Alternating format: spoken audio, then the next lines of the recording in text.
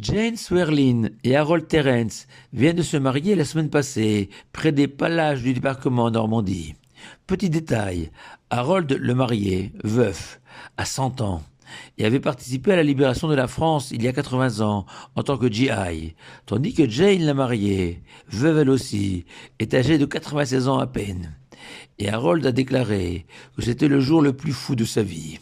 Alors évidemment, ne soyons pas naïfs. Jane et Harold bénéficient d'une chance extraordinaire de pouvoir à un âge si avancé, pouvoir vivre à nouveau une histoire d'amour. Mais ne boudons pas notre plaisir de se dire que la vie peut aussi offrir des bonheurs pareils. Personnellement, ce couple quasi éternel et pourtant si jeune d'esprit, formé par Jane et Harold, me renvoie à la fête de Shavuot, où nous célébrerons ce couple éternel et pourtant si jeune, ce couple formé par le peuple d'Israël et la Torah, qui se sont unis il y a près de 3500 ans au mont Sinaï avec l'Éternel en tant que maître de cérémonie. Éternel comme la Torah, nous savons tous que conformément à la promesse divine, elle n'a pas changé. L'ensemble du texte sacré a résisté au temps, au progrès scientifique, aux évolutions de la société, et qu'il n'a pas été nécessaire de modifier ne fût-ce qu'une lettre de la Torah pour préserver ses qualités. Non, chaque mot de la Sainte Torah, telles les pierres les plus précieuses de la terre, est à la fois insensible à l'usure du temps et à la fois supporte l'éclairage le plus puissant qui contribue, au contraire, à mettre en valeur la perfection de la pierre, comme chacune des lettres de la Torah. Mais je voudrais, chers auditeurs, insister surtout sur la jeunesse de la Torah et de son conjoint, le peuple d'Israël. Et en effet, la jeunesse, le renouveau, cette capacité à s'émerveiller, à se réinventer sans cesse, est l'un des thèmes majeurs de la fête de Shavuot, appelée aussi la fête du don de la Torah.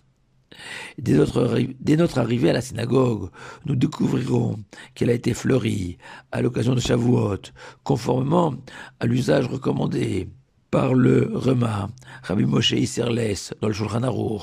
en souvenir des fleurs qui avaient recouvert le mont Sinaï dans le désert,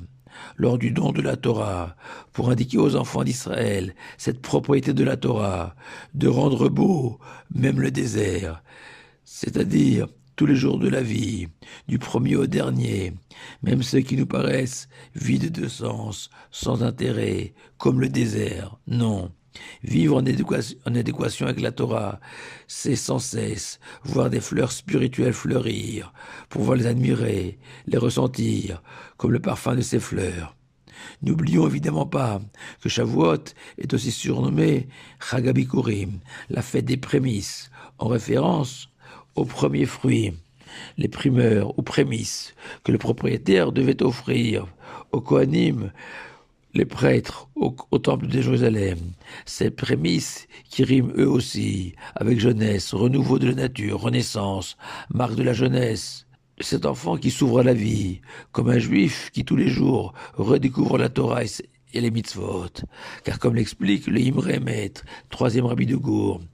même si c'est vrai, comme l'affirme le roi Salomon dans Kohelet l'Ecclésiaste, que En kol chadash tachat hashemesh, qu'il n'y a rien de nouveau sous le soleil, et que les époques changent, les mœurs évoluent, la science aussi, mais fondamentalement, la nature de l'homme reste la même, siècle après siècle, sans changement, sans renouveau, sauf pour la Torah et l'homme qui l'étudie, et la vie au quotidien. Car la Torah, explique le Imre Emet, est au-dessus de la nature, capable de la chambouler, de la dépasser, de la renouveler, comme le stipule le texte sacré, en indiquant qu'en ce jour de Shavuot, jour des premières prémices, vous offrirez Mincha Hadasha, littéralement une nouvelle offrande, désignant les nouveaux fruits, et qu'on peut interpréter aussi comme décrivant les mitzvot de l'homme attaché à la Torah, qui sans cesse se bonifie, s'améliore, change,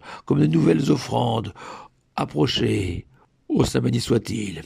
Et d'une manière remarquable. C'est seulement à partir de Shavuot qu'on utilisait les blés de la nouvelle récolte pour offrir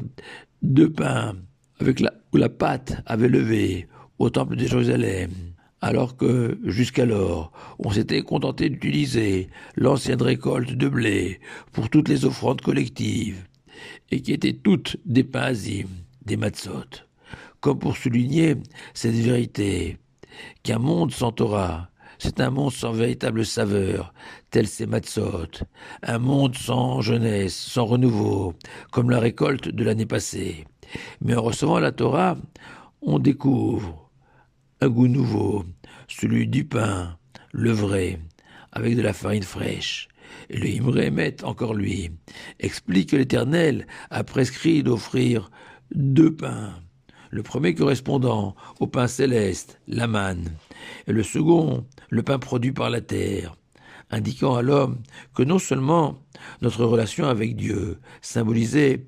par le pain céleste, doit sans cesse s'améliorer, se renouveler grâce à la Torah, mais aussi notre relation à la matière, symbolisée par le deuxième pain, doit être différente jour après jour. Et avant de conclure, je voudrais absolument exposer cette idée merveilleuse du Chidushei Harim, premier rabbi de Gour, au sujet de l'enseignement des maximes des pères, vantant l'enseignant d'un enfant qui est semblable à de l'encre sur une feuille neuve. Et ce, contrairement à l'enseignant d'un adulte, ressemblant à de l'encre sur une feuille qu'on a déjà remplie, raturée. Et le Chidushei Harim explique que l'enfant et l'adulte évoqués par les maximes des pères ne se définissent pas par leur âge, comme d'habitude, mais uniquement par leur soif d'apprendre, de connaître, et qu'on peut être un papier déjà rempli, raturé, très jeune, si on a perdu le goût de l'étude, ou pire qu'on ne l'a jamais eu. Par contre, on peut être un jeune étudiant, même à 100 ans, si chaque fois qu'on ouvre sa Gemara, son Talmud, son Chumash, comme si c'était la première fois,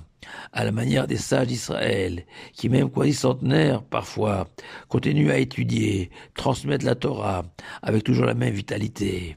100 ans, c'est exactement l'âge de Harold Terence, cet homme tout juste marié, qui a déclaré, à l'issue de son mariage, qu'il n'a jamais aimé comme il aime Jane, sa jeune épouse de 96 ans. C'est exactement ce que nous supplions l'Éternel tous les matins, juste avant de lire le Shema. Veten bilibeinu bina, lavinu laskil, ou laquem et kol devrait el moteur atecha, beyava. Donne-nous la volonté, le cœur, l'intelligence d'aimer tes paroles de Torah comme au premier jour, avec amour. Bonne fête à vous tous.